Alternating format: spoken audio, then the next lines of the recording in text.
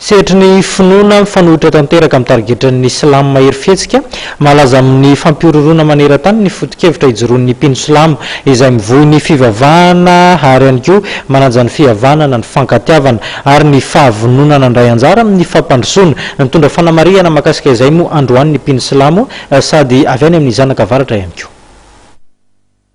Tsy azo afangaro amin'ireo Silamo mahery fihetsika mampiororo izao tontolo izao ny mpino Silamo araky ny fanambarana nataon'ny filohan'ny zanaka avaratra Papa Souley androany nandritra ny lanonana nentina namaranana ny iray volana Ramadany na ny antsoina hoe Eid al-Fitr.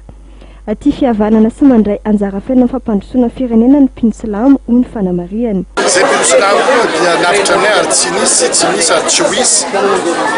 ny fankatoavana any amin'ny fiangonana na moské fanambadiana rasilany sy ny vavy sy ny vavy tsy mety amin'ny mpino Silamo zay moa agnaty fikambanana zanaka avaratra no nananaovanay ny asa fanompoana nandritra telopolo andro zay ary toy mandrika androany moro ny Silamo rehetra tsy akanavaka na aveza na aveza ary tsy manavaka zay no mahatonga fikambanana zanaka avaratra matsoa fa zay zanaka avaratra dia mangataka ny fiantsina ady amin'ny sampiraitandazy mangataka ny fankatiavana ny fandeferana satria tsika olombelona tsy volana levitra tokony mipetraka ny fagnajana amin'ny tonga sy ny vahoakandesa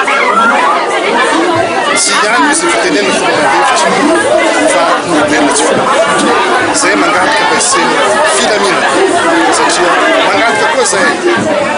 mba tsy hokorontagna fitova-panjakana zay fa misy lany vahoaka avela iasa izy rehefa misy eritreritra atsika te hitondra ny tany sy ny fanjakana avelatsika manano alternance démocratique. Efa nisy ny fipetrana noraisiny fitondram-panjakana entiny arovana mpino Silamo sy andrarana ny fikasana indian'olona mikasa apititra ny Silamo mahery fihetsika eto Madagasikara hoy kosa ny fanambarana nataony amin'nisy mpanjakana arivo Rakotovao.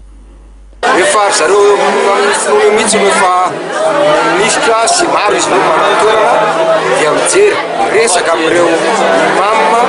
miaraka aminy hoe ahoana ny atao jery an'ireo olona fa misy voatarika ilay olona satria matetika koa resa-bola ny taritany an'olona voalohany raha ny asakazy dia efa misy ataoko hoe tena travail de fond zany any ambadika any mijery ary fanjakana koa zany ho an'ireo olona efa tady mahery fihetsika hoe mitondra fivavahana afahafa mahery fihetsika dia tonga dia mandroaka azy mihitsy eto amin'ny firenentsika tsy azo tsikeky. Telopolo andro katroka androany nanomboan'ny volana Ramadany. Ity andro ny 17 Jolay ity araka izany no mifarana ny iray volana fifadiakanina. Vao maraina tamin'ny orany ampisan'ny masoandro dia namonjy moské nanatanteraka fivavahana fisaorana ny alà no ny fatombana ny iray volana fifehezana ireo mpino Silamo manerana nosy. Isany amin'izany ireo mpino Silamo 67 hektara izay nanatanteraka izany teny amin'ny moské 67 hektara atsimo. Ny fikambanana zanaka avaratra tarihin'ny Papa Souley kosa dia nanasa vahoaka tsy hanavana tamin'ny fiara-sakafo lehibe teto amin'ny trano fonenany teto 67 hektara taoriny izany fivavahana izany. Nanome voninahitra izany sy ny solitena filoham-pirenena ny misy mpanjakana arivo Rakotovao sy ny minisitry Njono Amad.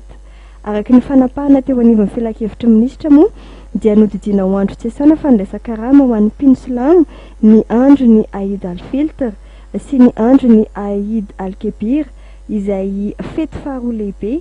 mbola hoatrehan'ny mpino Silamo Atsoaty.